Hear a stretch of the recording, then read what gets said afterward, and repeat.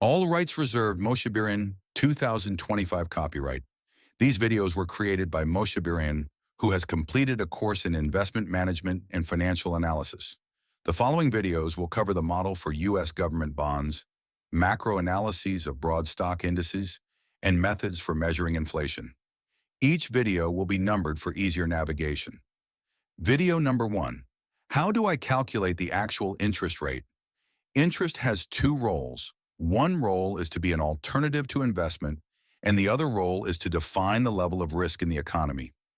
In this video, I will focus on how to calculate the risk definition of the economy.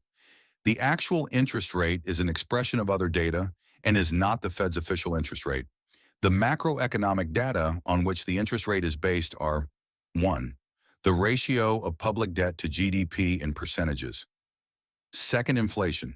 These two figures are the most important factors that endanger the money. The higher the inflation, the greater the risk to the money, the greater the debt produced, the cost of financing the debt and the need to suppress inflation will be higher. The mediating factor between the ratio GDP debt and inflation is a fixed coefficient of 2.5. This coefficient was chosen for the following three reasons. First reason, studies I have conducted showed that every dollar of investment by the government yields $2.5 of economic activity. Second reason, the mathematical constant E, also known as Euler's constant, which is approximately 2.71, is a key figure in finance.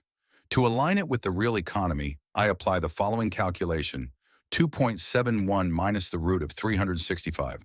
The number 2.71 calculates an interest of 1% a day for a year, since in a real economy, every momentum has a certain movement of resistance.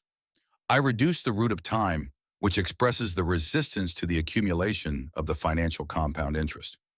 2.71 minus the square root of 365 gives 2.51.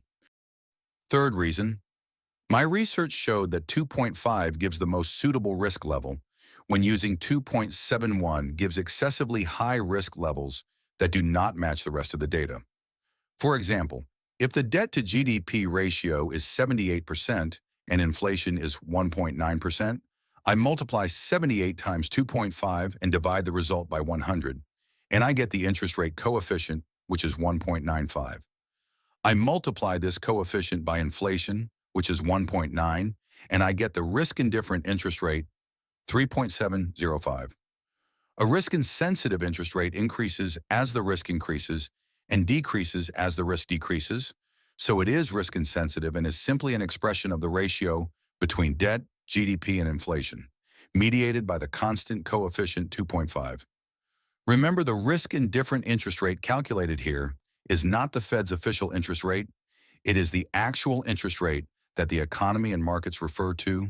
Note that in certain situations where the Fed's official rate is higher than the risk-indifferent interest, it signifies that a crisis is imminent, so it will be more accurate to use Fed's official interest. From the risk indifference argument, I extract a root which is 1.924 in our example. The root expresses the risk-free interest rate, which is more or less similar to inflation or the average dividend in leading stock indices. I take the risk indifference interest rate and raise it to the power of 2. In our example, it's 13.727. I get the definition of the economy's risk, and it is more or less similar to the standard deviation to the volatility of the broad stock indices. In the next videos, I will elaborate on how to use the risk-indifferent interest rate regarding risk and regarding an investment alternative.